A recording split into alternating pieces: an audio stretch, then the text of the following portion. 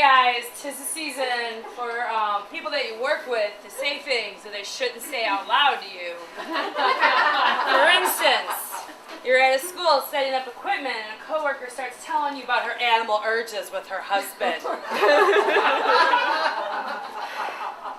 Or, Carrie, I heard you've been sick. Like, how are you doing at my other job? And she works with food. And she's like, my bladder fell into my vagina.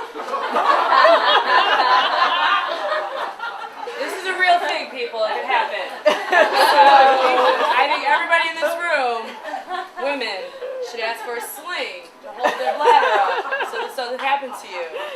It's a real problem. This is how she made the red velvet red. What? Yeah, I went there. Gross. I did it and I can't. And it's kind of sad because my family's pretty sick and twisted, you know what I mean?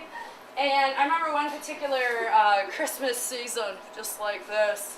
Me and my younger sisters were getting pictures taken by my mom on her couch, you know, because it was fancy. She wanted to put them in the holiday cards.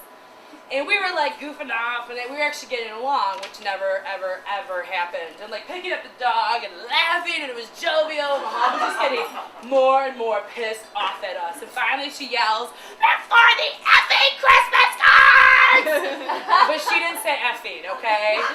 Can you feel the love tonight? Can you feel the love tonight? And really, this kind of love, like most families, most kids probably would have cried when, you know, their mom's screaming at them during such a joyous moment. But we laughed. We thought it was hilarious.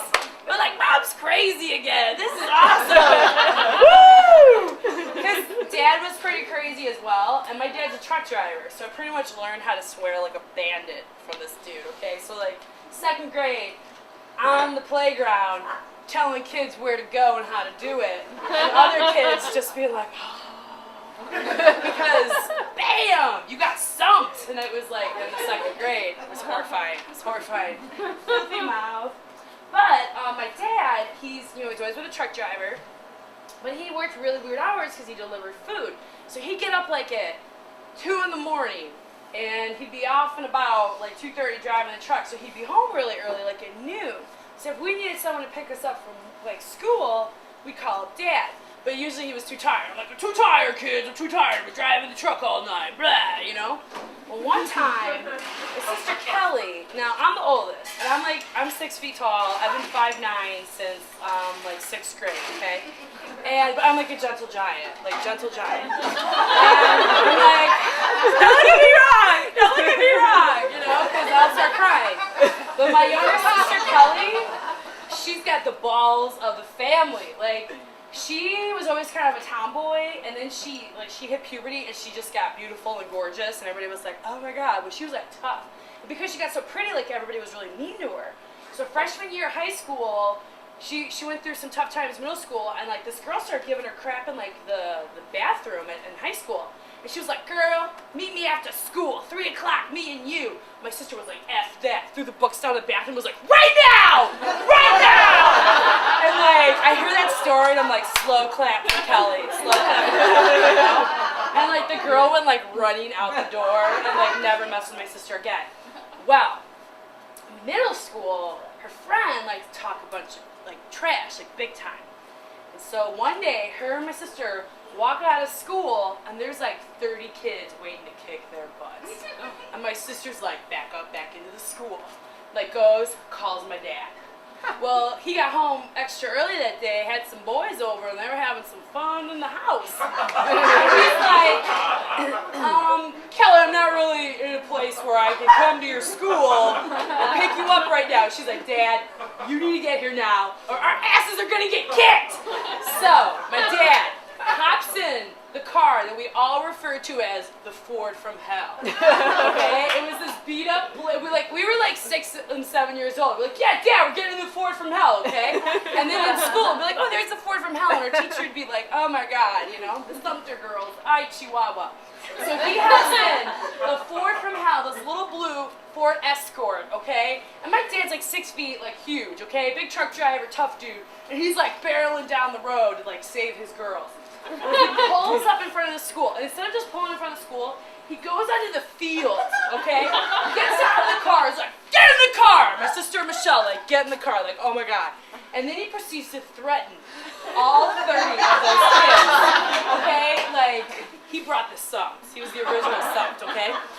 So, my sister is like, oh God, we're gonna die. We're gonna die. Like, they're gonna kick our ass tomorrow. And he proceeds to tell these kids, you mess with my girls, I will kick your ass. And the kids are like, what are you gonna do to us? You can't touch us. He's like, you're right, I can't touch you. But I can touch your parents. And I will kill your parents. True story, true story. So, I know, this is horrifying. This is horrifying. This is horrifying. So, like, the kids are all, like, slowly backing up from the floor from hell. My dad gets in. Like, off he goes. Next day, Kelly's like, I can't flip and go to school. I can't flip and go to school. My dad's like, you're gonna go to school, you're gonna walk tall, you're gonna rule the school. She's like, okay. Nothing ever happens. But months later, a girl comes up to her. Kelly, it's just me and my mom, okay? Can you tell your dad not to murder my mom? She's like, I'll think about it.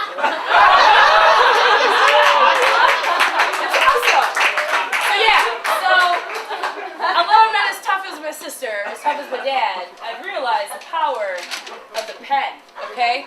Power of the pen, y'all. Power of the pen.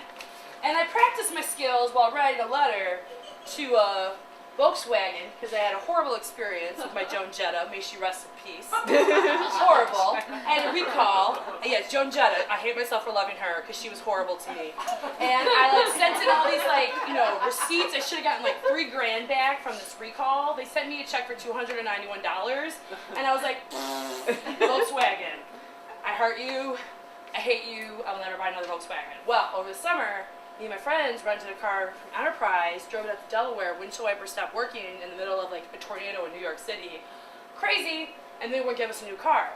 So we kept trying to complain, I kept trying to I'm trying to be tough here, and they just didn't care. And at one point I was trying to make a formal complaint, but I had butt sweat, and you really can't, lay it into someone and then turn away and shake it. So I slowly backed out of the office,